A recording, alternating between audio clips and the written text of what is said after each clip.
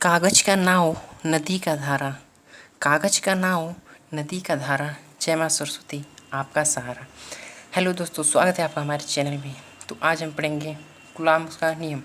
तो बिना समय व्यर्थ करते हुए चलिए शुरू करते हैं गुलाम का नियम। तो गुलाम जी ने क्या बताया, पहले परिभाषा देखने से पहले हम ये समझते हैं कि इन्होंने बताया क्या।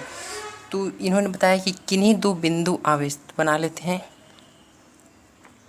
ये दो बिंदु आवेश हो गए ए बी, जिस पर एक आवेश है प्लस क्यू, दूसरे पर माइनस क्यू, और इनके बीच की दूरी आर। तो देखिए इन्होंने बताया क्या, किन्हीं दो बिंदु आवेशों के बीच लगने वाला वैद्युत बल। तो यहाँ पर तो आपको पता ही होगा, जब समान आवेश रहता है तो प्रतिकर्षण तो होता है, और विपरीत आवेश होते हैं तो आकर्षित होते हैं। जैसे कि हम आपको चित्र के माध्यम से समझा देना चाहते हैं 3D एनिमेशन में।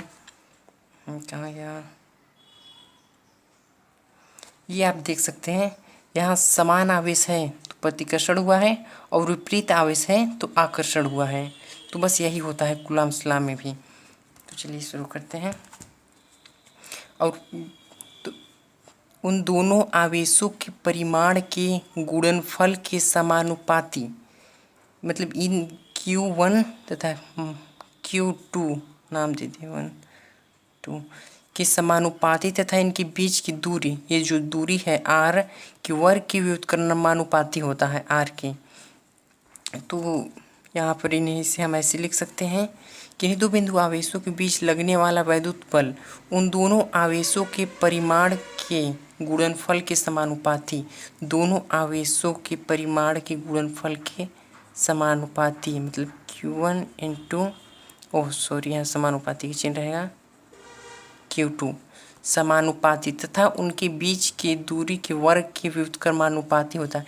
तो इन दोनों के बीच की दूरी है R, तो R के व्युत्क्रमानुपाती होगा।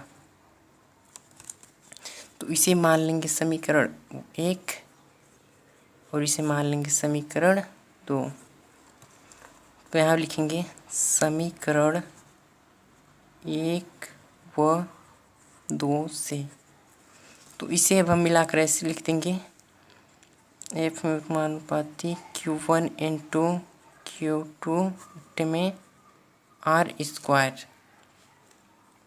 और यहाँ जब समानुपाती का चिन्ह हटता है तो हो जाता है, ये हो जाएगा 1/4 pi epsilon not Q1 Q2 by R square. तो ये हो जाता है इसका फाइनल आंसर। परंतु यहाँ पर 1/4 पाई एप्सिलॉन नॉट जो है 1/4 पाई एप्सिलॉन नॉट, ये है कांस्टेंट, तो इसका भी मान कुछ तो होता होगा ना।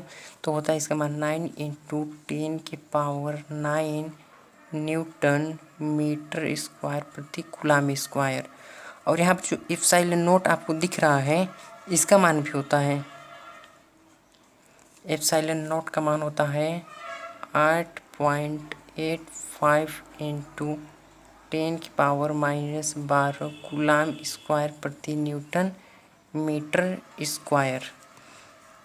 और दोस्तों हम आपको एक और बात बता देना चाहते हैं कि ये मात्रक लिखते समय ना, तो जिसमें वैज्ञानिक का नाम आया रहता है उसे कैपिटल में लिखा जाता है, और बाकी को स्मॉल लेटर में। जैसे यहाँ न्यूटन ये वैज्ञानिक थे तो कैपिटल लिखा गया, यहाँ पे कैपिटल, ठीक।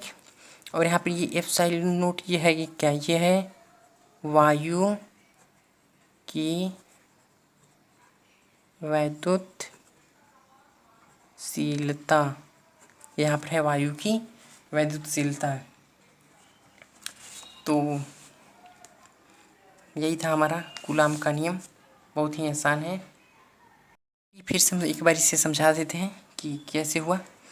कूलॉम का नियम में किन्हीं दो बिंदु आवेशों के बीच, ये बिंदु आवेश हो गया, दोनों के बीच लगने वाला वैद्युत बल। यहाँ पर दोस्तों ध्यान दीजिएगा, वैद्युत बल का मतलब होता है आकर्षण बल तथा प्रतिकर्षण बल, ठीक।